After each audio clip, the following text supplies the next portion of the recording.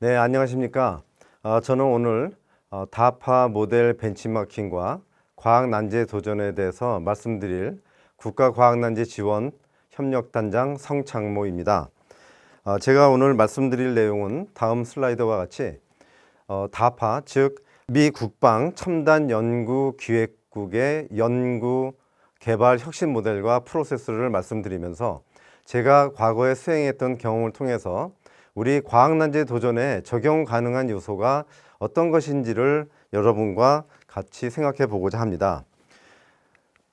다음 슬라이드를 보시면 우리가 그 다파 60주년 기념을 2018년에 한 것을 알고 있습니다. 여러분이 아시는 바와 같이 미국에서 2차 세계대전 후에 미국을 다시 부흥시킨 과학기술의 대표적인 기관은 NSF, 미국 연구재단과 다파입니다. 그래서 제가 가져온 사진은 다파 60년 전에 62년 전이죠. 그때의 1대, 2대, 3대 이사장을 모셨습니다. 그래서 1대, 2대는 관료와 군인이 했고 3대부터는 MIT 대학의 교수님이 들어오시면서 다파의 성격이 애카데믹한 형태로 많이 바뀌었고, 다음 슬라이드에서 보시면은 역사적으로 아주 중요한 사진이 되겠습니다. 바로 여기 계신 6분이 전 세계를 2차 세계대전에서 구한 맨하탄 프로젝트의 주인공들이십니다. 이분들이 결국은 다파를 만드셨고 NSF와 다파를 만드셨는데, 잠깐 소개를 해드리면 로렌스 박사는 노벨상을 받으셨고, 또 다른 분도 노벨상을 받으셨, 두 분의 노벨상과 그 당시 하버드 총장 20년을 하신 분, 그리고 또 MIT의 총장 18년을 하신 분, 그리고 루미스 박사로서 이분은 독일의 유보트를 모두 격침시킨 레이더를 발명하신 분, 이런 분들로 구성되어서 이분들이 바로 미국을 구하셨고, 그 전후에 만드신 것이 바로 미국의 연구재단 NSF를 만드셨습니다. 그리고 8년 후에 다파가 만들어지면서 미국의 과학기술이 본격적으로 사회 문제를 해결하고 미국을 전 세계 리더로 만드는 그러한 역할을 하신 분들인데, 그래서 이분들이 중심으로 만드신 다파에 대해서 제가 오늘 설명을 드리고자 합니다. 다파를 간단히 보시면 지금 가장 알려진 말로는 트랜스포머티브 이노베이션, 즉 변혁적 혁신의 다파다라고 되어 있습니다. 여기 보시는 바와 같이 4조 2천억 정도의 비용을 쓰면서 220명 그리고 프로젝트 매니저 100여 명이 어떻게 이렇게 많은 성과를 낼 수 있는가? 이것이 바로 많은 나라에서 벤치마킹을 하고 미국에서조차도 미국의 CIA, 미국의 DOE에서도 바로 다파 모델을 이용한 정책 기관을 만들었습니다. 그래서 이러한 것을 우리 대한민국에서 특히 과학난제 도전 지원단에서 이러한 모델을 일부 한국형으로 받아들이고자 저희가 이 비디오를 만들었습니다. 그리고 여기 예산을 보시면 바로 응용연구 첨단기술 개발에 거의 대부분의 연구비가 들어가고 기초연구는 14% 정도가 들어가고 있습니다. 자, 그러면 저희가 오늘 주제로 말씀드리는 프로젝트 매니저, 즉 PM이라고 얘기를 합니다. 그래서 여기에 보시면은 프로젝트 매니저 아까 설명드린 바와 같이 100여 명이 있는데 DSO, 디펜스 사이언시스 오피스, 즉 국방과학실입니다. 그리고 바로 위에 있는 것은 MTO, 마이크로 시스템 테크놀로지 오피스. 마이크로 시스템, 나노와 반도체와 같은 시스템 기술을 다루는 PM. 그리고 STO는 스트래티직 테크놀로지 오피스, 전략 무기입니다. 그래서 전쟁에서 전략적인 무기를 개발하는 이러한 PM들을 간단히 소개를 했는데, 이 DS에서 보시면 보통 10분에서 13분이 하고 있고요. 그래서 여기에서 첫 번째 할 일은 그 연구 주제를 만들어내는 것입니다. 그러기 위해서는 미국이 국방력을 어떻게 세계 리드를 하고 문제가 생겼을 때 그것을 막아낼 수 있는 방법이 무엇인가를 창출해내는 것인데, 한 예를 들면 IS를 이제 거의 괴멸하다시피 했는데 거기에 가장 큰 역할을 한 것이 바로 드론입니다. 이 드론이 놀랍게도 96년부터 개발을 한 겁니다. 그래서 IS의 두목 수계라고 그러죠. 수계들을 바로 드론이 거의 전멸시키다 하면서 무너진 그러한 것도 바로 이 다파의 작품이다. 그래서 이제 왼쪽에서 보시면은 국방 쪽에서의 필요한 기술들, 그리고 논문 나온 것, 그리고 여러 가지 워크숍을 통해서 앞으로 나아갈 방향에 대해서 전략적인 전략을 짜고 이것으로 프로그램을 만들고, 이 프로그램을 가지고 연구비를 줌으로써 목표를 달성하고자 하는 것이 바로 PM의 역할이고, 그리고 최근에는 AI와 빅데이터를 통한 데이터 수집을 하면서 이 PM들이 모여서 예를 들면 아시는 바와 같이 1년에 전 세계에 250만 개의 논문이 발표가 되고 있습니다. 그것을 모두 AI와 빅데이터 분석에 의해서 국방 기술에 어떻게 응용이 되는가를 분석하는 분들입니다. 그리고 다음 슬라이드를 보시면은 첫 번째 단계로서 여기에 영어로 시들링이라고 써 있는데 묘목이라는 뜻입니다. 묘목 심기, 즉 아이디어를 가지고 묘목처럼 키워가는 일부 비용을 주면서 아이디어를 키우고 과연 커다란 목표를 달성할 수 있는지 첫 단계를 바로 이 PM들이 시작을 하는 겁니다. 그래서 우리 과학난제 도전 지원단에서도 이 시들링 단계를 이미 시작을 했고, 그래서 현재 2계단이 선정이 됐습니다. 그래서 이제 제 경험을 가지고 말씀을 드리면 아주 옛날 신문에 나온 스크랩을 제가 가져왔습니다. 2000년 10월에 나온 바로 BAA라는 것입니다. 다파에서 얘기하는 브로드 에이전시 어나운스먼트인데, 그 당시는 이와 같이 국가 기밀에 대한 펀딩 어나운스먼트를 일반인에게 공개를 했습니다. 그래서 바로 오른쪽 밑에 보면 노란색으로 되어 있는데 여기에 대한 과제 설명을 한 것입니다.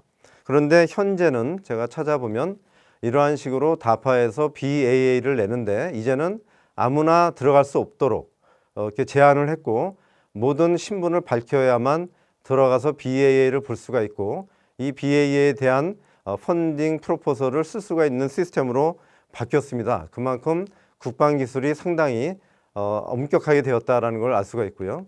그래서 이제 저희가 시작했던 것은 화이트 페이퍼라는 말이 나옵니다. 그리고 RFI, Request for Information이 나오는데 그 당시가 2000년이었습니다.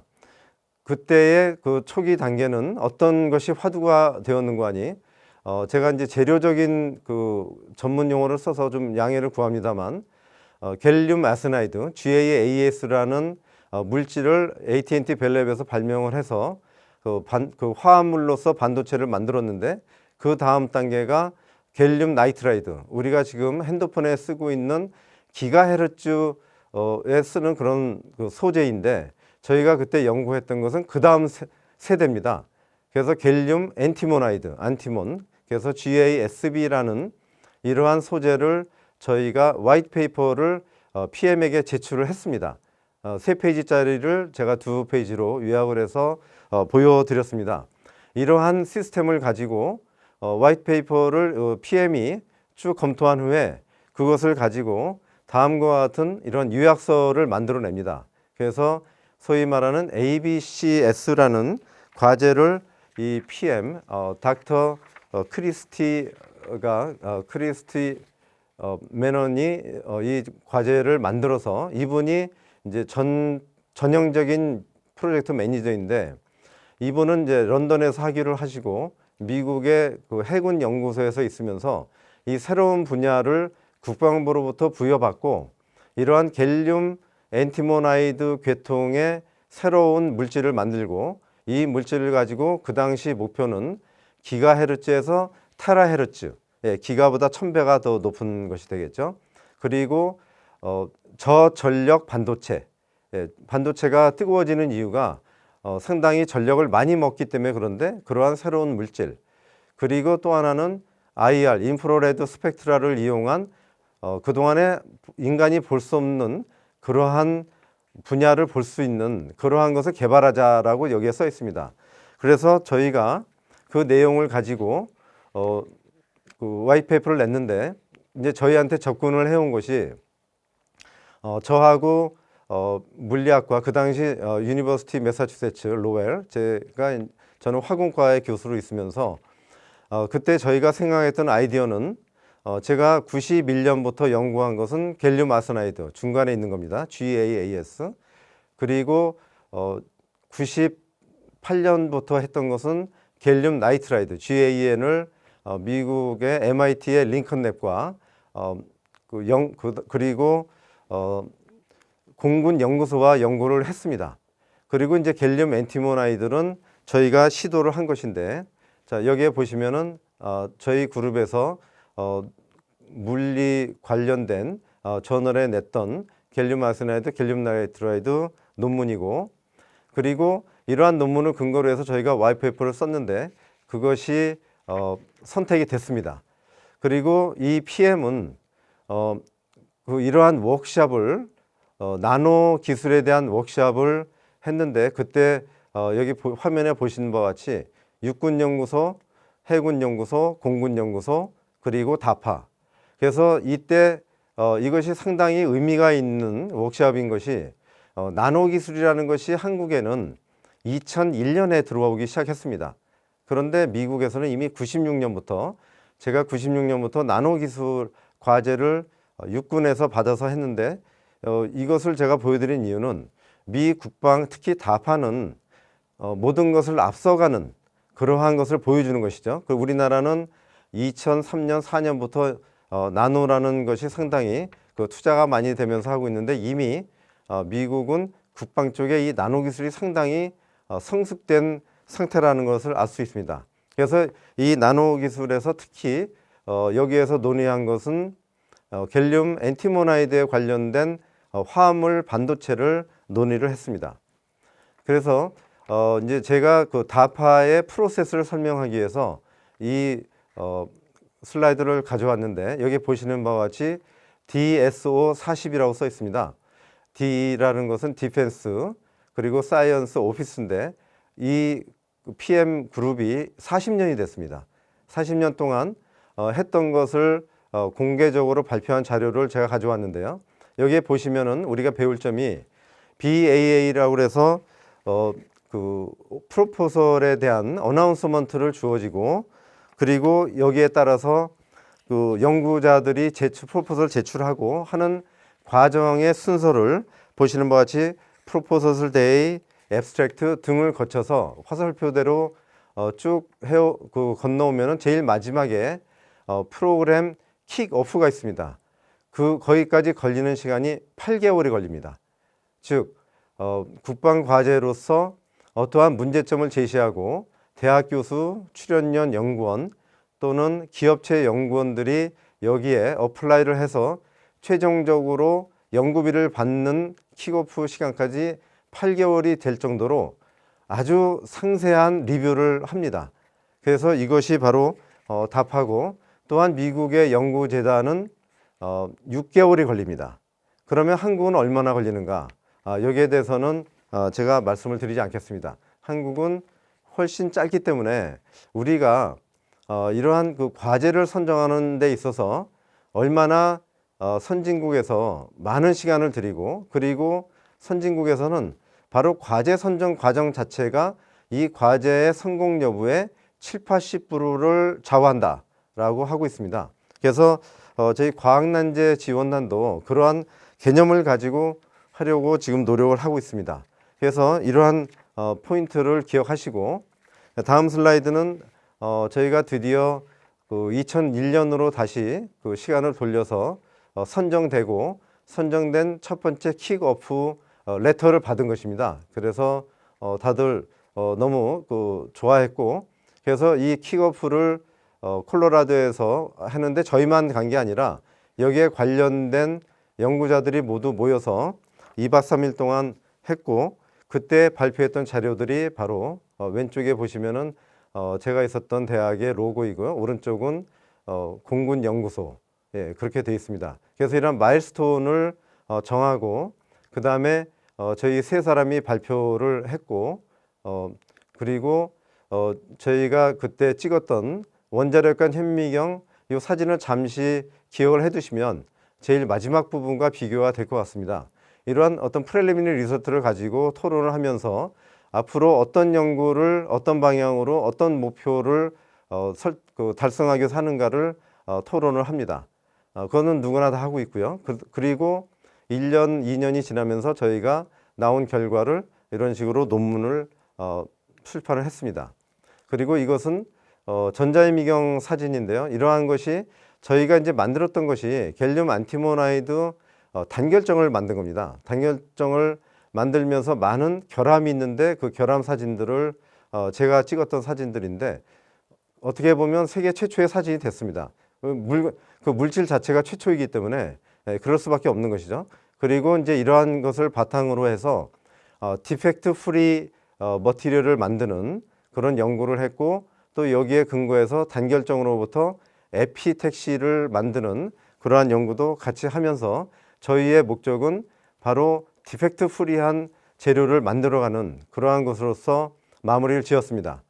그리고 이제 저는 이제 한국으로 귀국을 했고, 그런데 이제 제가 여기서 화면을 다른 방향으로 지금 말씀드리는 것은 MIT 대학의 그 본 빌리안 교수께서 달파 분야의 전문가로서 정책 분석과 모델에 대한 책을 또 작년 12월에 쓰셨는데 그 책과 강의 내용에서 제가 빌려왔습니다. NSF의 PM과 다파의 PM의 차별화에 대해서 말씀을 하셨는데 우리에게 굉장히 의미심장한 그 내용을 전달하기 때문에 제가 가져온 것입니다. 우리가 통상 생각할 때는 논문을 제출하면, 프로포설을 제출하면 그 프로포설에 대한 피어 리뷰를 합니다. 많은 전문가가 모여서 이것이 몇 점인가 해서 점수가 가장 좋은 그 프로포설을 선택을 하고, 그 다음에는 이것을 수행하는 데 있어서 이 스테이지 게이트라고 해서 분기별로 어떠한 그 전문위원들을 모시고 고, 노고 이런 계속 할 것인가 말 것인가를 결정을 하고, 그 다음에 또 리뷰 패널을 해서 총괄 평가를 합니다. 그리고 결정을 하는 데 있어서는 항상 어떤 다수결에 의해서 결정을 합니다. 근데 의외로 여기에 노가 다 4개가 붙어 있습니다. 이 다파의 경우는 이러한 것을 다 쓰지 않고 PM의 네트워크와 PM의 그 브레인 네트워크이죠. 그분들을 통해서 바로 결정을 한다는 것이죠.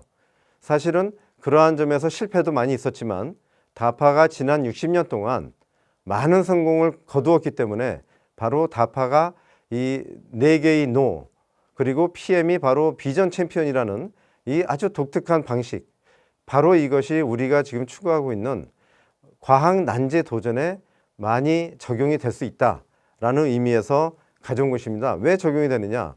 과학 난제라는 것은 답을 찾아가는 것입니다. 답이 없는 것을 우리가 찾아가는 것이기 때문에 누가 판단을 할 수가 없습니다.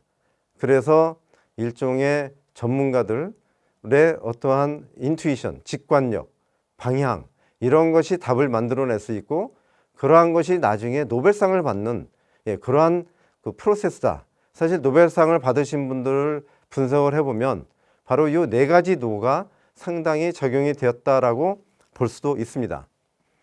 자, 그런데 이제 저희가 이제 마무리를 짓는 파트에서 스펙트럴이라는 영화를 제가 가져왔습니다. 이것은 넷플릭스에서 지난 2월에 상영을 했는데, 제가 넷플릭스 이것을 보다가 중간에 보니까 바로 초반입니다. 갑자기 다파가 나오는 겁니다. 다파의 그 PM이 나오고 다파에 관련된 그 장성급들이 나와서 어느 중소기업을 방문해서 거기에서 나오는 제품에 대한 것을 중심으로 해서 영화가 전개가 되는데, 여기서 주목할 것은 영화의 제목입니다. 스펙트럴이 유령이라는 뜻이 되기도 하고 스펙트럴이 바로 제가 연구했던 IR 스펙트럼에 관련된 그 똑같은 얘기입니다. 그래서 이 영화를 보았더니 바로 그 이 영화를 만든 작가가 그 다파에서 2018년에 발표했던 내용과 상당히 흡사했습니다. 특히 밑에 보시면은 노란색으로 되어 있는 다파의 그 여성 PM입니다. 바로 닥터 위트니 메이슨, 이분이 바로 그 저희가 연구했던 것을 2001년부터 3년, 4년까지 했던 그것을 그동안 PM이 한 7명이 바뀌었습니다. PM의 임기가 3년 내지 4년인데 바뀌었는데 지금까지 저는 포기한 줄 알았는데 이것을 성공시킨 것을 보고 저는 깜짝 놀랐고, 그것이 바로 스펙트럴이라는 영화의 그 제목으로 쓴 겁니다. 예, 그래서 바로 이분이 그 발표한 동영상은 제가 시간 관계상 오늘은 말씀 안 드리고, 첫 번째 슬라이드를 보시면 스펙트럴 다이버시피케이션이 있는데, 여기에 보시면은 화면에 보면은 일반 눈으로 볼 때와 이러한 스펙트럴이라는 스펙트럼 IR 디텍터를 가지고 보면은 안 보이는 것이 보입니다. 바로 왼쪽에 보시면은 그 그늘에 있는 사람이 보입니다. 그리고 다음 슬라이드는 인프라레드 스펙트럴 인포메이션 해서 지평선을 봐야 되는데 지평선만 보이고 상세한 것은 안 보이는데, 그 다음 슬라이드를 보시면은 왼쪽에는 흑백으로 나오는데 그냥 일반 카메라로 보면 이렇게 되는데, 오른쪽에 인프라레드 스펙트럴, 저희가 개발했던 그 소재를 이용한 그 디바이스로 보면 이렇게 보이기 때문에 바로 전투기의 디스플레이로 쓴다고 저희 때 얘기를 했는데 그게 실현이 된 겁니다. 저도 깜짝 놀랄 정도로, 특히 놀란 거는 그렇게 10여 년 이상을 끈질기게 이 과제를 여러 명의 PM을 거쳐서 최종적으로 아마도 제트기에 전투기에 적용이 됐다라고 볼 수가 있고요. 그래서 이러한 것을 바로 작년에 나온 보고서 또는 논문에 있는 것을 확인을 했습니다. 여기에 보시면은 저희가 개발했던 시스템, 갤륨 엔티모나이드 시스템이 여기 언급이 돼 있고, 저희는 가장 기본적인 했고 연구를 했고, 그거를 기반으로 수많은 논문과 보고서가 나오면서 지금 이러한 디텍터의 디자인까지 나왔고요. 그리고 여기 보시는 바와 같이 프로토타입이 나왔고, 바로 오른쪽에 보시면 아까 제가 보여드렸던 원자력간 현미경 사진도 상당히 흡사하게 이미 나오고 있다. 이런 걸 보고 저희는 상당히 반가웠습니다. 그래서 이러한 그 사례를 제가 보여드리면서 다파의 PM 제도에 대해서 집중적으로 제가 오늘 말씀드리고자 이렇게 자료를 마련했습니다. 요약과 시사점을 말씀드리면, 우리가 보통 다파에 대해서 많은 보고서를 보고 이해를 하고 있는데 그것은 주로 그 보고서에 의한 것이고, 어떤 경험과 실제로 거기에 기여했던 그러한 내용으로 다시 제가 약간 수정을 했습니다. 첫째는 PM은 1인당 평균 2-3개 프로그램을 하고 끝나는 것으로 알고 있었는데, 그냥 일몰 되는 게 아니라 의외로 10여 년에 걸쳐서 목표 달성할 때까지 최종적으로 상용화 단계까지 가는 것을 알 수가 있습니다.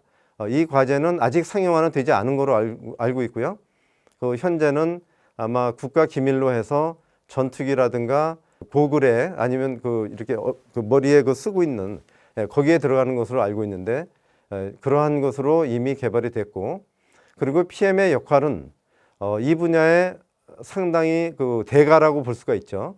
그렇지만 이분은 연구자 팀들과 동반자로서 같이 답을 찾아가는 것이고, 그리고 이분은 많은 네트워크를 가지고 다른 결과를 이쪽 그 결과와 융합시키는 역할을 하면서 그것을 워크숍을 통해서 하고 있고, 또 가장 중요한 거는 실패를 하더라도 이분이 다루는 비용이 수천억입니다. 한 사람이 연구비를 1년에 쓰는 것이 수천억인데 거기에 많은 실패가 있지만은 그거를 용인해주는 모든 전권을 갖고 있습니다. 그래서 이러한 실패를 딛고 일어나는 그러한 다파의 방식, 바로 그 모델을 많은 기관에서 벤치마킹 하는 것입니다. 그리고 두 번째로는 이분의 네트워킹이 대학 교수 출연년 기업 연구자로서 이분은 그 많은 그 컨퍼런스에 가서 특히 젊은 연구자들을 리크루팅을 합니다. 아이디어가 아주 참신한 그분들을 접촉을 해서 와이페이퍼를 받고 처음에 시드머니를 주고 그리고 나중에는 아주 큰 프로젝트를 주면서 세상에 없는 디바이스를 만들어내는 그러한 역할을 하고 있습니다. 그리고 그 다른 그 나라와 연구를 같이 하면서 특히 공동연구라는 명목으로 다른 나라의 우수한 연구자들에게 연구비를 몇 억씩을 줍니다. 그래서 한국에서도 한두 분이 하신 거로 알고 있고요. 그리고 세 번째로 한국에서는 주로 RFP라는 형태로 프로포즈를 유도를 하고 있는데 여기에서는 BA 또는 RFI라는 방식을 하고 있어서 우리 난제도전 그 지원단에서도 이 비슷한 프로포설 데이와 BA와 비슷한 내용으로 참여 의향서를 저희가 시도를 했는데 의외로 반응이 좋았고 대한민국에 아주 우수한 연구자들이 있다는 것도 다시 한번 저희가 확인을 했습니다. 그래서 더 많은 연구자들이 여기에 같이 참여할 수 있도록 펀딩이 많이 늘어난다면 더 좋겠습니다. 그리고 마지막으로는 다파 챌린지라고 해서 2005년에 처음 시도를 한 겁니다. 다파에서 많은 것을 개발을 했는데 과연 이게 어디에 쓰이는가? 우리가 실용화할 수 있는가? 이러한 것으로서 우리가 지금은 너무나 잘 알고 있는 자율주행차를 2005년에 시도를 했습니다. 그래서 스탠퍼드 대학과 카네기 멜론 대학이 1등, 2등을 했고 2006년에는 카네기 멜론 대학이 1등을 했습니다. 지금은 AI 챌린지를 하고 있습니다. 이러한 것을 통해서 그동안 과학적으로만 개발했던 것이 과연 실제로 어떻게 응용이 되는가? 당연히 다파에서는 이것을 가지고 국방기술에 응용을 하는 거죠. 그리고 국방기술에 응용을 한 것을 다시 상용화, 기술 이전을 합니다. 이러한 시스템이 다파에는 이미 작동이 돼서 지난 20-30년간 바로 이것을 특히 클린턴 정부 때부터 92년부터 이러한 민간 과제가 상당히 활성화됐습니다. 그래서 바로 오늘 말씀드리고자 한 이러한 내용을 바탕으로 마지막 슬라이드는 우리 한국과학난제 도전 융합연구 지원단에서 이미 바로 지난주에 2개 연구단을 선정을 한국 연구자단 했고 저희의 역할은 이 두 연구단이 성공할 수 있도록 지원하고 함께 답을 찾아가는 역할을 하고 내년에는 3개 팀이 또 선정이 됩니다. 그래서 저희가 토탈 480억이라는 큰 연구비를 운영을 하면서 대한민국을 바꿀 수 있는 기술, 세상을 바꿀 수 있는 기술을 찾기 위해서 노력하는 그러한 연구단과 지원단이라는 것을 말씀드리면서 과학기술부 융합기술과에 다시 한번 감사의 말씀을 드리면서 마치겠습니다. 네, 감사합니다.